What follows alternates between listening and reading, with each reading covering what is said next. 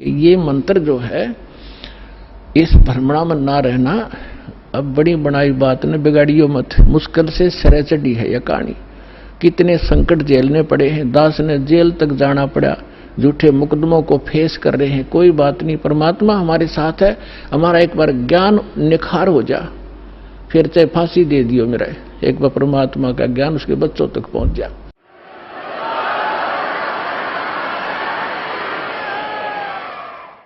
तो पुण्यात्माओं, परमार्थ के लिए संत आते हैं, और जो परमार्थ नहीं कर सकता वो खाक संत है। और संत किसे कहते हैं? सतगुरु उसे कहते हैं। सतगुरु के लक्षण कहूं, मधुरे बैन विनोद, 4 वेद 6 शास्त्र वो कहे 18 बोध। सतगुरु होगा जो इन सदग्रंथों से ज्ञान दे और प्रमाणित ज्ञान हो।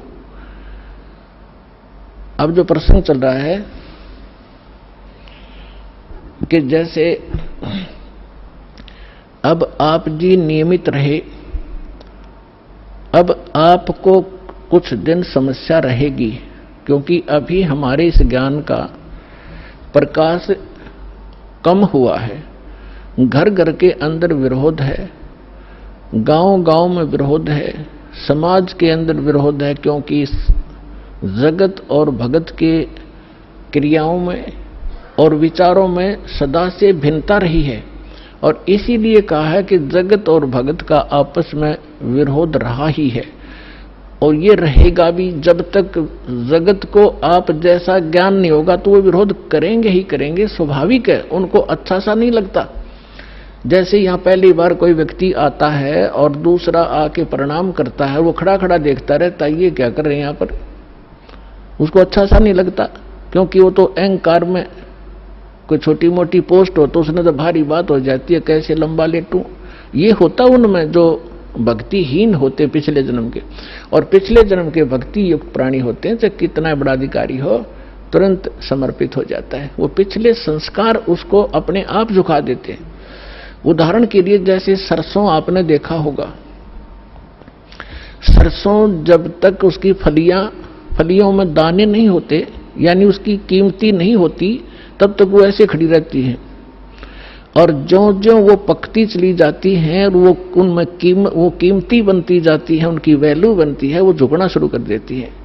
और इतनी झुक जाती है कि जमीन को छूने की चेष्टा करती है, क्योंकि ईव उनकी कीमत बन गई, वो कीमती हो गए, उनके अंदर वो शक्ति आ गई, वो कीमत बन गई। और जब तक वो यूजलेस थी, वो न्यों खड़ी थी आकड़ी ऊपर ने।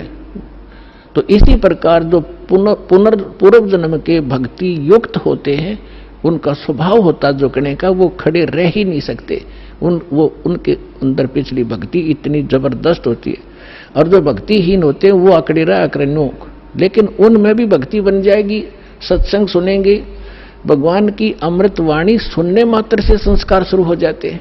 चाहे वो घर पर सुन रहा है मालिक दास के वचन, किसी टीवी पे, या अपने किसी इस सिम के अंदर, या इस चिप के अंदर से जो सत्संग सुनते हैं, वो भी संस्कार भरने शुरू हो जाते हैं, उसमें वजन बनना शुरू हो जाता है। फिर धीरे धीरे यहाँ भी आता है, फिर सत्संग सुनता है, यहाँ जो है प्रणाम करता है, फिर उसके अंदर वो भक्ति संग्रहित होकर अपने आप झुकना उसका स्वभाव बन जाएगा। फिर उसको बुरा लगेगा जब झुका नहीं गा, प्रणाम नहीं करेगा तो उस पर कह नहीं जा। तो जो प्रसंग चल रहा है कि अब ये बिचली पीठी चल रही है, और इसमें क्योंकि सत्संग एक सामूहिक तौर से सब विचार व्यक्त किए जाते हैं, ये एक सामूहिक लेक्चर है जिसमें प्रथम कक्षा के बच्चे भी होते हैं जो पहली बार आए हैं, कुछ ऐसे भी होते हैं जो वैसे ही सत्संग श्रवण करने के लिए भी आए हैं, कुछ ने आज ही उपदेश लिया है, कुछ 2 वर्ष के हो गए, कोई 4 बार आए हैं, कोई पुराने भक्त हैं। तो सभी के अनुकूल इस सत्संग के माध्यम से संदेश दिया जाता है, और उनको जिसको जहां कोई त्रुटि होती है, ये वचन वही काम करते हैं। जैसे आपको कोई बीमारी रोग है, इंजेक्शन कुल्ले पर लगाएंगे, वो उसी दर्द पर जाकर काम करेगा जो रोग होगा। इसी प्रकार कोई रोग की टेबलेट है मुख से खाई जाती है, वो अपने आप वहां काम करेगी जहां वो रोग है। तो इसी प्रकार ये सत्संग सामूहिक तौर से सबके ऊपर बिखेरा जाता है, और जिस सत्र का जो भक्त होता है उसको उसी सत्र का ज्ञान उसके लिए अनिवार्य होता है, और उसमें उससे फिर वो प्रेरित होता है, फिर संभल जाता है, कोई त्रुटि भी उससे हो जाती है। तो इसलिए इस सामूहिक तौर से सभी फाउल पॉइंट भी बताए जाते हैं कि यहाँ आप मार खाते रहे हो और ये समस्या आ जाती है। तो दास जो कह रहा था कि अभी आपको कुछ परेशानियां आएंगी और आ भी रही हैं, और फिर भी आप संघर्ष कर रहे हो समाज के साथ, क्योंकि आपको ज्ञान सही प्राप्त हो गया और आपको सुख भी मिल रहा है, और समाज अभी इस ज्ञान से अपरिचित है। तो अभी कुछ दिन और थोड़ी सी समस्या आपको रहेगी, फिर जब पूरे विश्व में ये ज्ञान फैल जाएगा, सब आपके साथी हो जाएंगे। आप जो भी वचन कहोगे, जैसे हमने रामायण और महाभारत सुनते सुनते कान पक गए, हजारों वर्षों से सब ने सुन ली, सब ने मान ली, सारी सही, बिल्कुल राम कृष्ण समर्थ भगवान। अब कोई भी कितना खड़ा होकर कोई कहा करता कृष्ण जी ने न्यू कर दिया, सारे नाड़े लाया करते, हाँ जी बस ये समर्थ शक्ति है, सर्वशक्तिमान है, हाँ जी। अब कहते हैं झूठ को 100 बार सुन ले वह सच लगने लग जाती है, और हमने सुन रखी थी लाखों बार, तो वो एक रस हो गया था, कोई ऑब्जेक्शन नहीं रहा। अब ये सच्चाई भी ऐसे ही दास बार बार रह कर सुनाओगा, तो ये सच्चाई भी आपको एक दिन सबने स्वीकार करनी पड़ेगी, और सभी ऐसे ही गर्दन हिलाया करेंगे, बिल्कुल सही, बिल्कुल सही, यही है ज्ञान, और ज्ञान ही नहीं, और यही कबीर है भगवान, और भगवान ही नहीं, इस ज्ञान से ही होगा। तो इस प्रकार अभी आपको प्रॉब्लम रहेगी, और संघर्ष करो। ये तो आजादी की सी लड़ाई समझ लेना, लेकिन हमारी लड़ाई हथियारों की नहीं, ज्ञान के शस्त्र से हमने लड़ना है। कबीर साहब का ज्ञान ऐसा है, कहते हैं और ज्ञान सब ज्ञानड़ी, कबीर ज्ञान सो ज्ञान, और जैसे घोड़ा तोब का करता चला मैदान तो कर दिया शंकराचार्य, हमने निमंत्रण उनको दे लिया, कहा जाओ जी चर्चा करो, कुछ हमारी त्रुटि हमें बताओ, आपकी हम बतावांगे, उसको एक समाज को एक दिशा दे दें। लेकिन कुछ भी रहा हो, चाहे वो अपने आप को गण्याडी मान रहे होंगे, अके जावा रामपाल का तो कोई अस्तित्व नहीं है, लेकिन फिर भी गरीब के पास भी आ जाना चाहिए बड़े आदमियों ने, जो आमंत्रित करता है। दूसरी बात यह है कि उनके पास कख नहीं, उनको सारा पता लग चुका है, क्योंकि पुण्यात्माओं आज इतना सेंसिटिव मीडिया है, एक वचन भी दास ने इस पूरे सत्संग में गलत बोल दिया होता, ये बवंडर बना देते। और आज मैं सीधा छाती में मार रहा हूं इनके सच्चाई को, और कोई चसक नहीं रहा, इतना वजन है सच्चाई के अंदर। तो वो यहां नहीं आए, दुर्भाग्य था हमारा, बहुत इंतजार की उनकी, लेकिन परमात्मा ने दया करी, इस साधना चैनल वाले पर न्यारी रजा कर दी दाता ने। इसने अपनी टीम भेज के और सबसे उनके इंटरव्यू ले लिए, खुश होकर दे दिए, धोती सी मन्नत धो दी उनकी, यहां पर दिखा दिया किसे शंकराचार्य है और किसे आचार्य है। तो पुण्यात्माओं, कहने का भाव यह है कि जब तक ये पूरे विश्व में एक रस नहीं होगा, तब तक थोड़ा सा विरोध बना रहेगा, और उसमें आपने घना सावधान रहना पड़ेगा कि आपका नाम खंडित ना हो। वैल्यू है, कहते हैं परमात्मा, कहते हैं जैसे माता गर्भ को रखे यतन बनाए, और ठेस लगे तो छन हो तेरी, ऐसे भक्ति जाए। अब भक्ति का मिलना यह बड़ी कठिन, और मिलने के बाद फिर वो उसको सुरक्षित रखना, वो एक बहुत बड़ी बात है। जब तक परिपक्व नहीं हुई तो फिर फायदा क्या उसका। तो इतना सावधानी आपने बरतनी पड़ेगी, जैसे कोई माता बच्चे को गर्भ में आते ही वो कितनी सतर्क हो जाती है, खान पीन में संयम बरतती है, पैर ऊंचा नीचा ना टिक जा कि बच्चे का झटका लग जा, रात को करवट ले भी गलती से ले लेती है तो तुरंत सतर्क होती है, और कहीं मेरे बच्चे का दाब ना लगी हो और खराब ना हो जाए मेरा गर्भ, वो कितनी चिंतित रहती है। तो आप जी ने इस भक्ति का जो लाल है, इतनी सावधानी से परिपक्व करना पड़ेगा, तब आपको सफलता होगी। इसमें फाउल पॉइंट है, आन उपासना नहीं करनी, संसारिक व्यवहार के जो भी कार्य हैं जो भक्ति परमात्मा की मर्यादा को भंग करते हैं वो नहीं करने, और फिर आप सफल हो जाओगे। तो अभी थोड़ी सी कठिनाई आपको चल रही है, घर घर में विरोध चल रहा है। पति ने नाम ले लिया, पत्नी नहीं मानती, मैं तो सारी पूजा करूंगी, तो कैसे ऐसा क्या कर रहा है। पत्नी ने ले लिया तो पति दुखी करता है। तो धीरे धीरे ज्ञान से क्या होगा, ये ज्ञान ऐसा है कि आप घर पे चलाओगे और बच्चों पर भी असर करेगा, ना सुनेंगे तो भी कक्ष में सोए हुए व्यक्तियों पर भी ये वाणी असर करेगी, जैसे गारुड़ का मंत्र अचेत हुए उस सर्प के डसे हुए व्यक्ति पर जो सुन भी नहीं रहा, समझ भी नहीं रहा, और उसके ऊपर भी वो मंत्र बोल बोल कर उसके विष को उतार कर सचेत कर देता है। और ये तो परमात्मा की वाणी सब सिद्ध है। ये तो अपने पशु पक्षियों के ऊपर भी ये वाणी जा रही है, उनको भी, उनके भी पाप डाउन हो रहे हैं। ठीक है, उनके पाप गणे हैं इसलिए पशु योनि मिली, तो वो पाप घटते रहेंगे। जैसे कपड़ा किसी का ज्यादा मैला है, हो गया है, मैल हो गया है, तो वो कई बार साबुन लगाने से स्वच्छ होगा, उज्जवल हो जाएगा, और जिसका थोड़ा मैला है एक दो बार साबुन लगाने से उज्जवल हो जाता है। तो ये साबुन है, परमात्मा का जो ज्ञान है, सत्संग है, वचन है, ये साबुन और जल दोनों का काम करता है। तो धीरे धीरे ये सत्संग जिस घर में चल रहा है, पड़ोसियों तक भी असर होगा आपका, और आपके घर के पशु पक्षियों पर भी इसका प्रभाव पड़ेगा। आपके घर कोई पशु पक्षी भी रह रहा है, उसके ऊपर भी धीरे धीरे उसके अंदर ये वाणी का जो ज्ञान यज्ञ का पुण्य उसमें संग्रहित होगा। और कुछ ऐसे पाप हैं जो ज्ञान यज्ञ से ही खत्म होते और उसका विकल्प ही नहीं है। जैसे कपड़े को पहले थोड़ा मैला है तो जल से धो दिया, साफ हो गया, ज्यादा मैला है तो और भी मैल रहा तो साबुन लगाना पड़ा, और फिर भी कोई दाग दबा रह जाता है तो ड्राई क्लीन से साफ हो जाता है। तो इसी प्रकार ये सभी क्रियाएं हमें अपने अंतःकरण, अपने जीव के ऊपर, आत्मा के ऊपर जो मैल जमा हो गए, उन सभी पापों का नाश करने के लिए ये सारे ही साधन अपनाने पड़ेंगे, मंत्र के जाप भी करने पड़ेंगे, पांचों यज्ञ भी आपने करनी पड़ेंगी, और तब जाकर के आपकी भक्ति सफल होगी। तो इसमें फाउल पॉइंट दास आपको बता रहा है कि ये भ्रमित ना होना। ऐसे कोई व्यक्ति आपके साथ डिस्कस भी करे तो उसको समझाना कि देखो, पहले तो जब हम डॉक्टर के पास जाते हैं तो डॉक्टर की औषधि में हम स्वयं ही विवेचन करते हैं, तो फिर उस डॉक्टर के पास जाने की आवश्यकता ही नहीं कि इसने दवाई ठीक नहीं दी तो कोई और देखो, वहां से लो।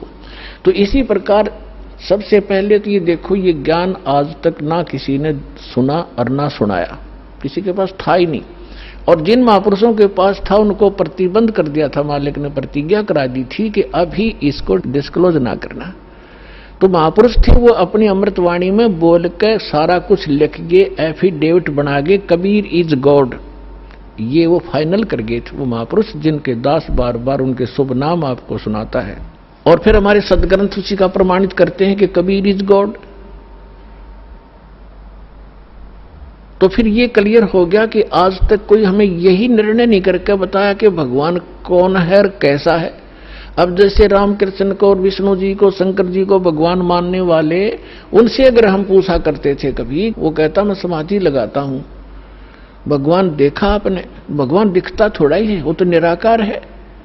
अरे ये विष्णु ब्रह्मा जी की मूर्ति रख रखी, ये क्या फिर?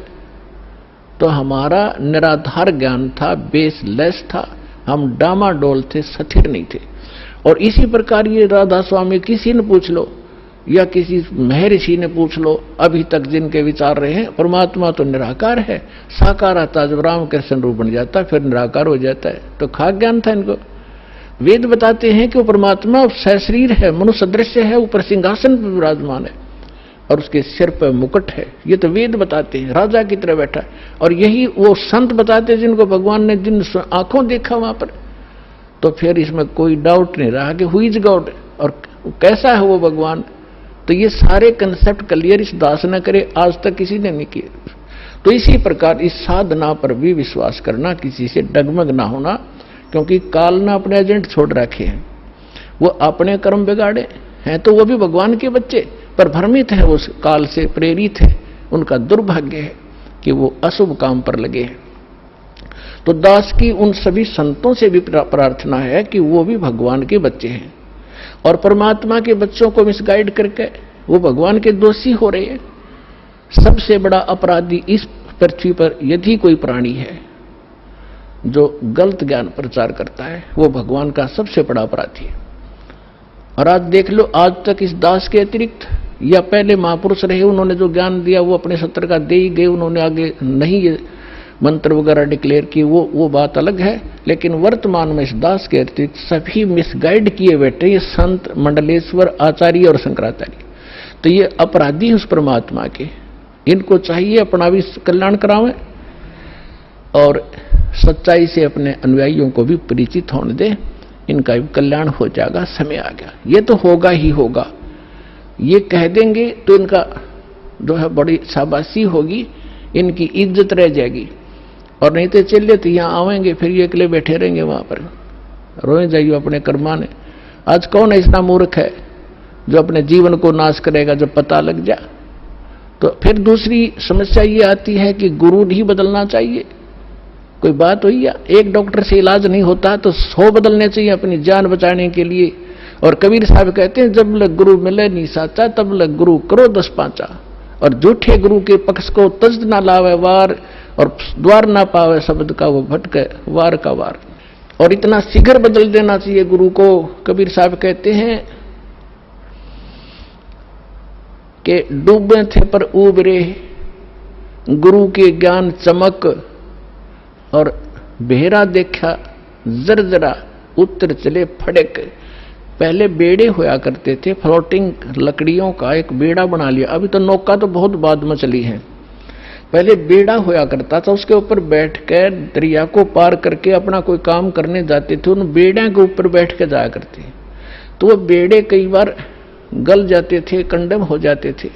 तो जब परमात्मा कहते हैं कि जिस साधना को आप कर रहे हो, जो गुरु की, जिस गुरु के जहाज में आप बैठे हो, उसका जब आपको उसके सामने दूसरा जो बिल्कुल ओके बेड़ा आ गया, नौका समझ लो आप, बेड़ा तो नहीं समझ में होगा। अब एक नौका है जिसमें आप बैठे हो, उसके अंदर सुराख हो गया है और जल उसके अंदर घर कर रहा है, अंदर प्रवेश करना शुरू कर दिया है। और उसके बराबर में दूसरा कोई सही ओके नौका रख देता है, साथ में खड़ा कर लेता है, और वो कहता है कि भाई तुम डूबोगे, इसमें आ जाओ। अब जिसने गुट्टी सूटी ला रखी होगी, नशा कर रहा होगा, तो ठीक है मौज हो रही है, वो तो डूबेंगे। और जिनको नशा नहीं है और उनको पता लग गया दोनों का डिफरेंस कि ये जल आ रहा है, तुम डूबोगे इसमें, तो वो जो जिनका नशा नहीं है वो तुरंत 1 सेकंड भी ना लावे, तुरंत कूद जाएंगे उसके अंदर। तो यहां परमात्मा कहते हैं, डूबे थे पर उबरे, गुरु के ज्ञान चमक, और बेड़ा देखा जर्जरा, यानी टूटा फूटा डूबण वाला, उत्तर चले फड़क। फड़क जैसे पशु कई बार आवाज सुनकर हॉर्न की फड़क को भाग जाता, काफी दूर बहुत स्पीड से भागता एकदम, तो कहते हैं ऐसे कूद गए दूसरे में। तो परमात्मा कहते हैं झूठे गुरु के पक्ष को तजत ना लावे वार, 1 सेकंड के अंदर बदल लेना चाहिए। और पुण्यात्माओं, आज इस विश्व में कोई गुरु नहीं है इस दास के अतिरिक्त। सतगुरु की तो बहुत दूर की बातें हैं, वो गुरु भी नहीं है। तो कबीर साहब कहते हैं, गुरुआ गाम बिगाड़े संतो, गुरुआ गाम बिगाड़े, गुरुआ गाम बिगाड़े संतो, गुरुआ गाम बिगाड़े, ऐसे कर्म जीव कहला दिए, ईब जड़े ना धाड़े। है